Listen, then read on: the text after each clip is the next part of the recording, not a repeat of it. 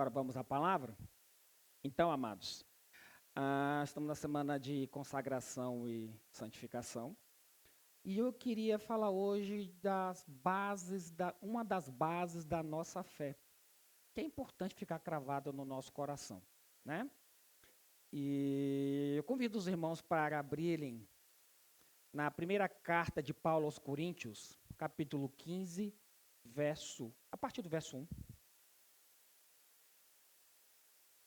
1 Coríntios, capítulo 15, a partir do verso 1.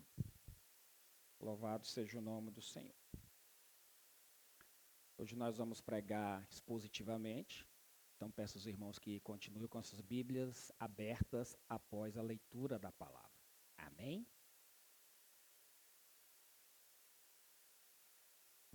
Glória a Deus. Vamos aguardar todos abrirem, chegarem juntos para poder acompanharmos a leitura da palavra. Amém? Diz assim, as santas e sagradas escrituras. Irmãos, venho lembrar-vos o evangelho que vos anunciei, ao qual recebestes, e no qual ainda perseverais. Por ele também sois salvos, se retiverdes a palavra tal como vos-la preguei, a menos que tenhais crido em vão. Antes de tudo, vos entreguei o que também recebi, que Cristo morreu pelos nossos pecados, segundo as Escrituras, e que foi sepultado e ressuscitou ao terceiro dia, segundo as Escrituras. E apareceu a Cefas, e depois aos 12. Depois foi visto por mais de 500 irmãos de uma só vez, dos quais a maioria sobrevive até agora. Porém, alguns já dormem. Depois foi visto por Tiago, mais tarde por todos os apóstolos. Afinal, depois de todos, foi visto também por mim, como por um nascido fora de tempo. Porque eu sou o menor dos apóstolos, que mesmo não sou digno de ser chamado apóstolo, pois persegui a igreja de Deus. Mas pela graça de Deus sou o que sou. E a sua graça que me foi concedida não se tornou vã. Antes trabalhei muito mais do que todos eles. Todavia, não eu, mas a graça de Deus comigo. Portanto, seja eu ou sejam eles, assim pregamos e assim crestes. Ora, se é corrente pregar-se que Cristo ressuscitou dentre os mortos, como, pois, afirma alguns dentre vós que não há ressurreição dos mortos? E se não há ressurreição dos mortos, então Cristo não ressuscitou. E se Cristo não ressuscitou, é vã a nossa pregação, e vã a vossa fé. E se somos ditos por falsas testemunhas de Deus, porque temos asseverado contra Deus que ele ressuscitou a Cristo, ao qual ele não ressuscitou. Se é certo que os mortos não ressuscitam, porque se os mortos não ressuscitam, também Cristo não ressuscitou. E se Cristo não ressuscitou, é vã a vossa fé, e ainda permanecer nos vossos pecados. E ainda mais, os que dormiram em Cristo pereceram. Se a nossa esperança em Cristo se limita apenas a esta vida, somos mais infelizes de todos os homens. Amém? Louvado seja o nome do Senhor. Obrigado, irmã. Domingo, nós participaremos da Santa Ceia do Senhor. Perfeito? E quando a gente participa da Ceia do Senhor, a gente olha para o passado, pelo que Cristo fez por cada um de nós na cruz. E a gente olha o sacrifício de Cristo na cruz, o sangue dele foi derramado de forma expiatória pelos nossos pecados. E também a gente olha para o retorno de Cristo, aguardando ansiosamente que ele volte para buscar a sua igreja. A igreja invisível de Cristo, composta daqueles que nasceram de novo. Ele vem buscar a noiva, porque ele é o noivo. E essa é a nossa esperança, que Cristo retorne o quanto antes para nos buscar. Mas para termos essa esperança, foi necessário a encarnação, o sacrifício de Cristo na cruz, a morte e a ressurreição. A ressurreição de Jesus é a prova cabal de que o sacrifício de Cristo na cruz foi agradável a Deus. A ira de Deus foi apaziguada pelos nossos pecados, pelo sacrifício de Cristo na cruz. Então, a certeza da salvação, a certeza da ressurreição, desculpe-me, de Cristo, é uma questão de fé. Na verdade, é uma das bases da fé cristã. Sem a ressurreição, nós não temos esperança. A fé da ressurreição de Jesus é que nos dá a convicção de que realmente nós iremos estar na glória com Cristo. A fé que nós temos que Cristo realmente ressuscitou de maneira histórica, de maneira literal, essa é a base da nossa fé que nós devemos conservar firmemente. Contudo, a gente não pode dizer que não existem argumentos concretos que a própria Escritura nos traz para reforçar essa ideia. Provas que comprovam a ressurreição de Jesus. Ao longo da história, formou-se várias teorias querendo questionar a ressurreição de Jesus. E a primeira delas já foi arquitetada no primeiro dia que Jesus ressuscitou. Foi exatamente, está descrito em Mateus capítulo 28, do verso 11 ao 15, onde os líderes judeus levantaram a hipótese do corpo de Cristo ter sido roubado pelos discípulos. Agora, venhamos e convenhamos, como discípulos acuados, medrosos, angustiados pela morte de Jesus, iriam até o local que ele foi enterrado e roubavam o corpo com soldados na porta. Essa é uma das teorias mais furadas que existem. Outra teoria é a teoria que Jesus desmaiou. Ele não morreu. Que simplesmente ele desmaiou na cruz. E quando ele foi colocado no túmulo, ele recuperou as suas forças. E ele desmaiou por quê? Por causa das chicotadas, por causa dos açoites, por causa de toda aquela situação que ele passou durante a Via Crucis e antes dela. E falar do desmaio por quê? Porque ele desmaiou, ele abriu o túmulo, saiu e se apresentou aos discípulos. Os discípulos erroneamente pensaram, ele ressuscitou, mas ele não tinha nem morrido. E essa teoria ela começou a ser falada no século XVIII.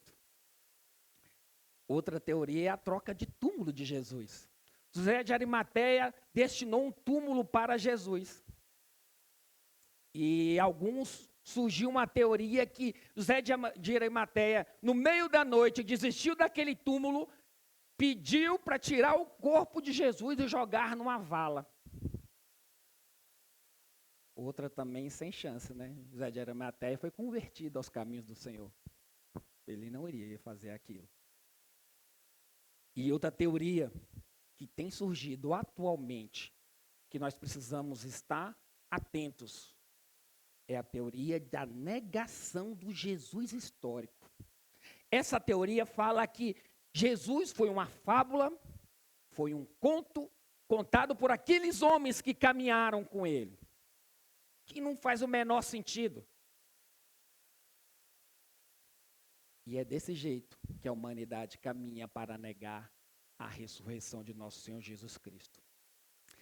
Mas nesse texto, amado, nós temos alguns argumentos que Paulo nos traz como a convicção que Jesus realmente ressuscitou. Uma convicção baseada em algo substancial, em evidências concretas. Não baseado em fábulas, não baseado em contos, mas em testemunhas, em documentos e pela fé. E esse é o tema da nossa ministração. As evidências da ressurreição de Jesus. Amém? Então nós vamos analisar os argumentos de Paulo para confirmar isso para cada um de nós. Então Paulo, como a primeira prova que ele nos traz, ele traz provas documentais. Olha o verso 3 e 4 do texto que nós lemos. Antes de tudo vos entreguei o que também recebi, que Cristo morreu pelos nossos pecados, segundo as Escrituras, e que foi sepultado e ressuscitou ao terceiro dia, segundo as Escrituras. Paulo fala aqui do Antigo Testamento, que já havia profetizado o nascimento, a caminhada, toda a vida de Jesus, a morte de Jesus na cruz e a ressurreição. Está lá no Antigo Testamento, que nos traz a comprovação da profecia do Antigo Testamento, da morte de Cristo na cruz, está em Isaías. Isaías 53, 5, 7. Mas ele foi traspassado pelas nossas transgressões e moído pelas nossas iniquidades. O castigo que nos traz paz estava sobre ele, e pelas suas pisaduras fomos sarados. Todos nós andávamos desgarrados como ovelhas, cada um se desviava pelo caminho. Mas o Senhor fez cair sobre ele a iniquidade de nós todos. Ele foi oprimido e humilhado, mas não abriu a boca. Como cordeiro foi levado ao matadouro, e como ovelha muda perante seus tosqueadores, ele não abriu a boca. Profecia de Isaías. Mais de 400 anos ele já falava do caminho de Jesus. O que iria acontecer com ele pela morte na cruz? Profecia da ressurreição. Nós podemos falar aqui de Jonas. Jesus também citou Jonas. Jonas 1,17 diz assim: deparou o Senhor com um grande peixe para que tragasse a Jonas. Esteve Jonas 3 dias e 3 noites no ventre do peixe. Temos o Salmo davídico também, Salmo 16, 8, 10. O Senhor tenho sempre minha presença, estando Ele à minha direita, não serei abalado. Alegra-se, pois, o meu coração e o meu espírito exulta. Até o meu corpo repousará seguro, pois não deixarás a minha alma na morte, nem permitirás que o teu santo veja a corrupção. Nós sabemos muito bem que Davi morreu e o corpo dele foi depositado numa cova e ele não ressuscitou. Davi só podia estar falando do Senhor Jesus aqui. Amém? No Novo Testamento, Jesus avisou seus discípulos que ele morreria e ressuscitaria. Em Mateus 17, 22, 23, ele avisou seus discípulos o que aconteceria com ele antes mesmo das coisas acontecerem, antes mesmo dele ser preso. 22, reunidos eles na Galileia, disse-lhe Jesus: o Filho do Homem está para ser entregue nas mãos dos homens, e esses o matarão, mas ao terceiro dia ressuscitará. Então os discípulos se entristeceram grandemente. Jesus avisou os seus discípulos, não uma vez, mas por 3 vezes, que ele iria ser açoitado, ele iria ser crucificado e ele morreria pelos nossos pecados. E Jesus reafirmou em Mateus 12, 38 e 40, o que tinha sido falado em Jonas. Olha o que ele diz quando os escribas e os fariseus perguntaram para ele, pedindo um sinal. Porque ele, porém, respondeu: uma geração má e adúltera pede um sinal, mas nenhum sinal lhe será dado, senão do profeta Jonas. Porque assim como esteve Jonas 3 dias e 3 noites no ventre do grande peixe, assim o Filho do Homem estará 3 dias e 3 noites no coração da terra. Ainda no Novo Testamento, nós vemos os contemporâneos de Paulo, mostrando o que havia sido predito anteriormente. Mostrando que, de fato, o Messias viveu entre nós, morreu e ressuscitou. Registros históricos das Escrituras, nos mostrando primeiro o argumento de Paulo para atestar a veracidade da ressurreição de Jesus. Paulo argumenta aqui: Jesus não foi uma lenda, ele não foi um mito. E Paulo, para provar com essa argumentação, ele traz a evidência de registros escritos que a morte de Jesus não foi um acidente e a ressurreição de Jesus não foi uma surpresa. Tanto a morte quanto à ressurreição de Jesus haviam sido profetizados muito antes de Jesus nascer. Amados, quando a gente olha para isso aqui, e a gente olha para um tribunal, qualquer tribunal, hoje, provas documentais são levadas em conta para inocentar ou para condenar alguém. Provas documentais, elas são necessárias para atestar a verdade e a veracidade dos fatos. E a verdade é essa, que a vida, a morte e a ressurreição de Jesus foram preditas mesmo antes de tudo acontecer. Na verdade, foi antes da fundação do mundo. Pois antes da fundação do mundo, Jesus já era o Cordeiro de Deus que tira os pecados do mundo. Deus já havia estabelecido que Jesus morreria pelos nossos pecados. Deus também havia estabelecido que Jesus ressuscitaria. E isso também seria ao terceiro dia. Amém? O segundo argumento que Paulo nos traz, as testemunhas oculares. Está do verso 5 ao verso 8. E apareceu a Cefas, e depois aos 12. Depois foi visto por mais de 500 irmãos de uma só vez, dos quais a maioria sobrevive até agora. Porém, alguns já dormem. Depois foi visto por Tiago, mais tarde por todos os apóstolos. E, afinal, depois de todos, foi visto também por mim, como um nascido fora do tempo. Aqui, Paulo argumenta que há testemunhas oculares. Testemunhas oculares que testificam aquilo que Paulo está falando naquela época que ele escrevia. Que Jesus foi crucificado, morto, sepultado, e viram Jesus também ressurreto. E as primeiras pessoas que Paulo traz como argumentação, aliás, as primeiras pessoas que viram Jesus ser ressurreto foram Maria Madalena e a outra Maria. Está Mateus 28, 9. Mas aqui Paulo traz como primeiro argumento para trazer como testemunha ocular Cefas. E quem é Cefas? Cefas é o nome aramaico de Pedro. E depois disso ele apareceu aos 11, conforme o texto bíblico. Mas quem esses 11 que Paulo se refere? Judas já tinha suicidado. Ele só fazia uma referência aos apóstolos que já caminhavam com Jesus. E isso tudo foi no final do primeiro dia que Jesus ressuscitou. Tanto a Cefas quanto os demais discípulos. Paulo traz também que ele apareceu a várias testemunhas de uma vez.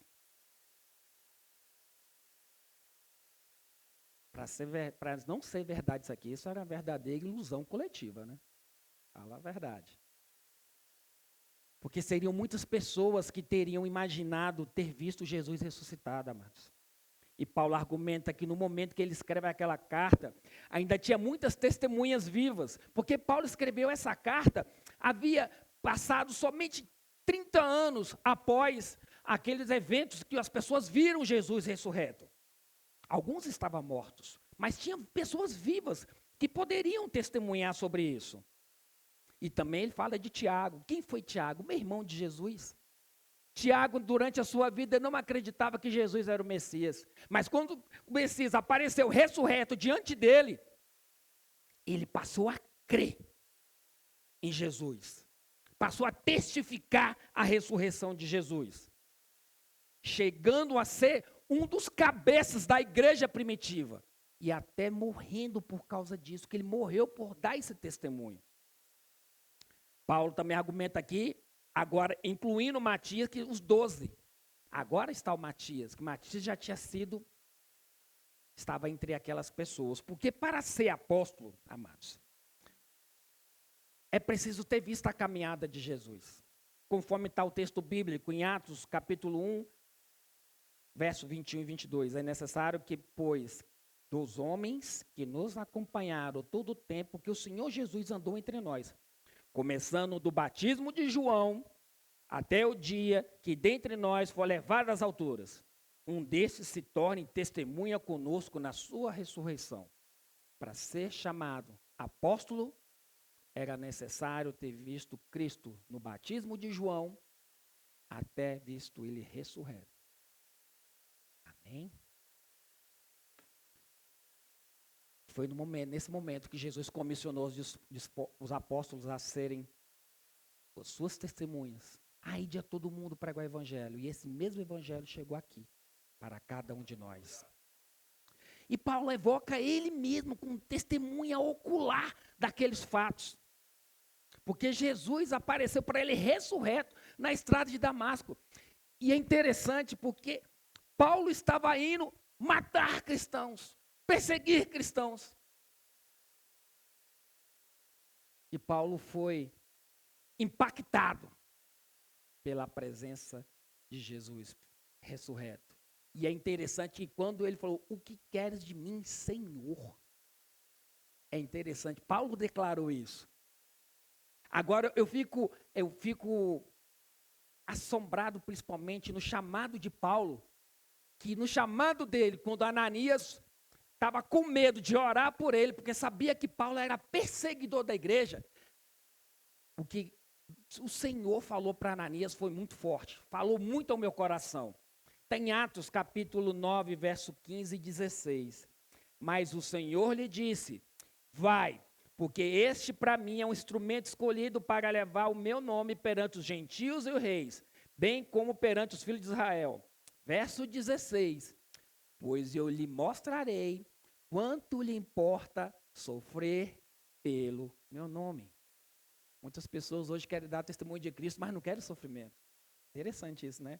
O chamado de Paulo já foi isso, assim. O Senhor falou, você vai sofrer pelo meu nome. Você vai caminhar conforme os outros discípulos. Os outros discípulos que caminharam comigo, que se tornaram apóstolos. Eles estão sofrendo, você também irá sofrer.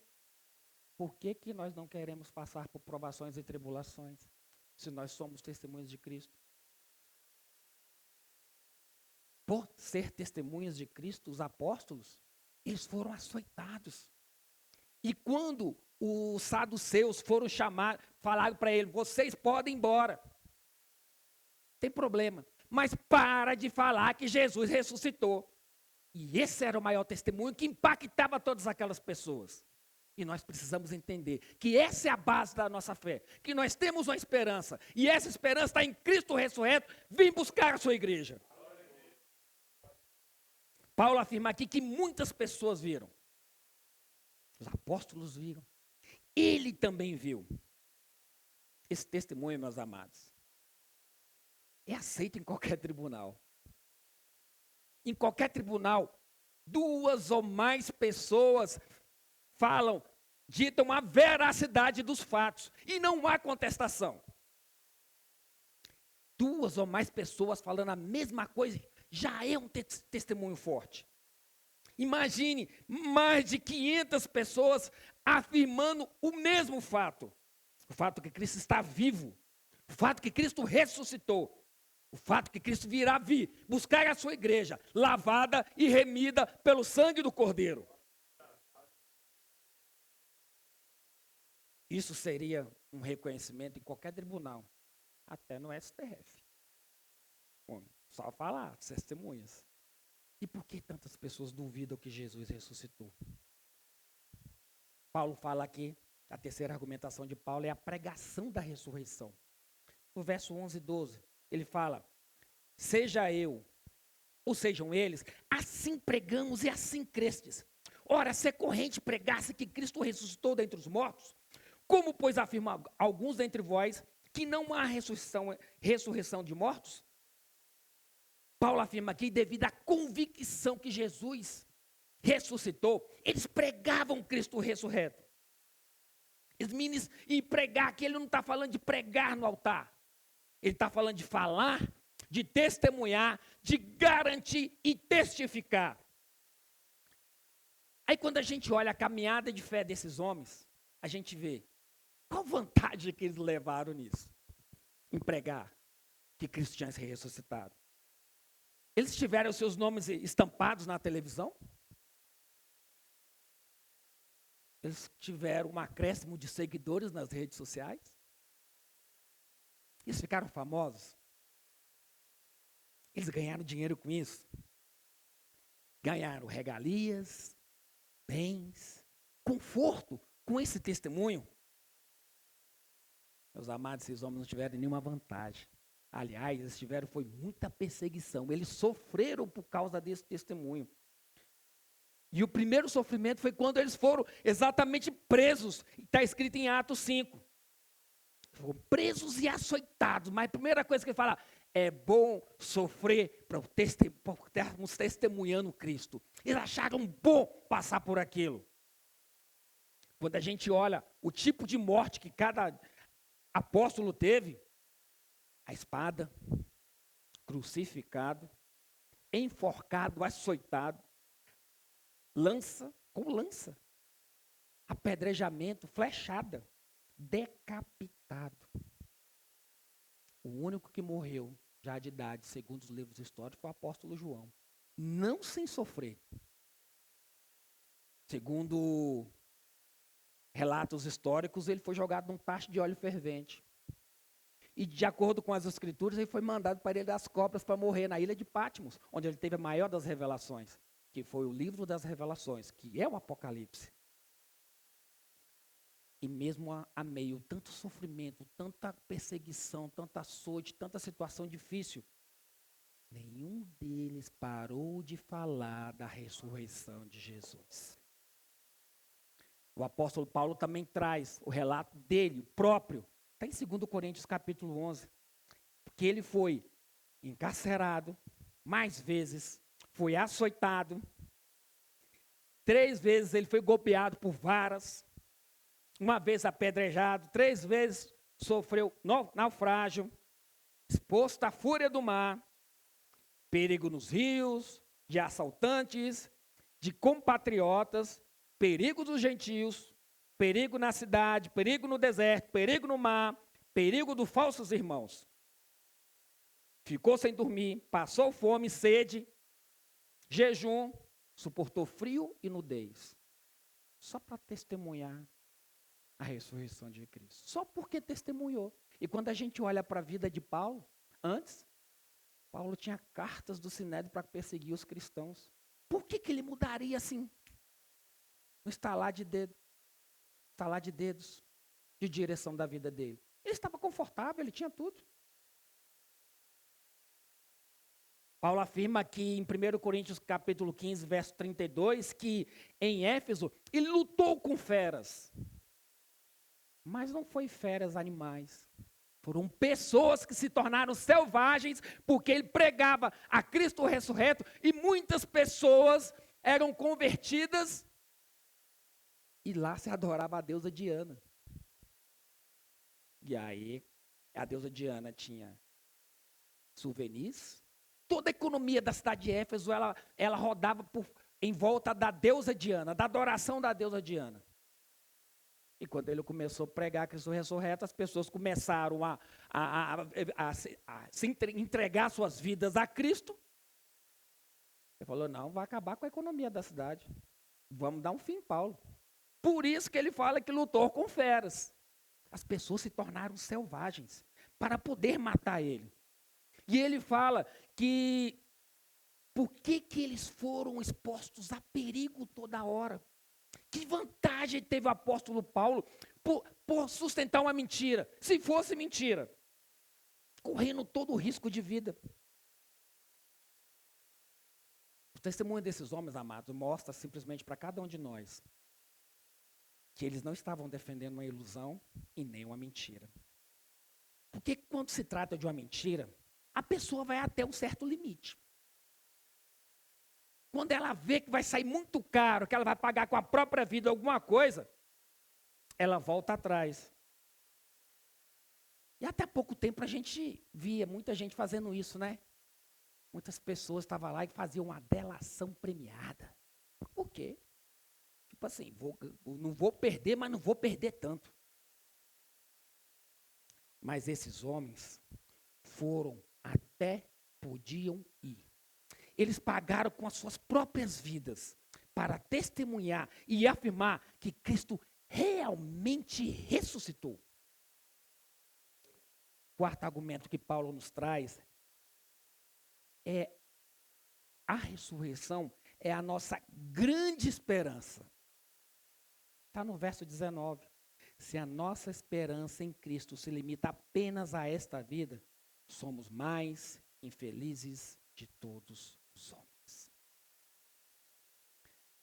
Os cristãos, quando a pessoa se converte ao caminho do Senhor, quando se converte a Cristo e declara que Cristo é o seu Senhor e Salvador, nasce dentro dele uma viva e nova esperança. Isso tem alimentado os cristãos ao longo dos 20 anos, de 20 séculos. Isso que tem sustentado muitos cristãos que passam por perseguição ao longo desses 20 séculos. Isso tem sustentado aqueles cristãos que estão sendo perseguidos lá no Afeganistão, lá na Ucrânia, nesses países onde a perseguição aos cristãos são ferrenhas. E eles pagam até com a própria vida. Enfrentando privações, provações, tribulações, tentações e até martírios. Porque se Cristo não ressuscitou, amados, não há evangelho, não há cristianismo, não há igreja, não há salvação, não há perdão de pecados e não há esperança de vida eterna. E assim nós somos mais infelizes de todos os homens. Se Cristo não ressuscitou, é vã a nossa pregação e vã a vossa fé. Somos ditos como falsas testemunhas de Deus, porque nós estamos falando uma coisa que Deus não fez. E nós somos mais infelizes de todos os homens, porque nós acreditamos numa fábula, numa história, a história da carochinha. Mas nós não, nós caminhamos por fé. Nós temos a certeza da ressurreição de Jesus, que não é um mito, não é uma fábula, não é uma invenção do cristianismo. Muito pelo contrário, é um fato atestado, comprovado documentalmente, atestado por testemunhas, atestado pela mudança de vida desses homens e mudança de vida de muitas pessoas atualmente, contemporaneamente. Se Cristo não ressuscitou, não há o Consolador para nos convencer do pecado e do juízo. E é por isso que nós temos essa esperança. Essa esperança que tem transformado vidas ao longo desses anos, ao longo da história da humanidade. E essas pessoas que são transformadas, elas aplicam esses ensinamentos. Aplicam os ensinamentos de Cristo, olhando para a eternidade, olhando para Cristo, buscando em Cristo essa esperança. Sabendo que as Escrituras nos garantem que Ele é o primeiro de muitos que irão ressuscitar. Porque Jesus é a primícia dos que dormem. E essa é a nossa esperança, que mesmo que desfalecermos nessa caminhada, antes da volta de Cristo, buscar a sua igreja, Ele irá nos buscar naquele grande dia, e nós estaremos lá, encontrando com Ele nas nuvens, para a honra e glória do nosso Deus. Porque a nossa esperança, meus amados, não se limita apenas a essa vida. E por isso nós somos os mais felizes de todos os homens. Amém? Fecha seus olhos. Pai Santo, te louvo.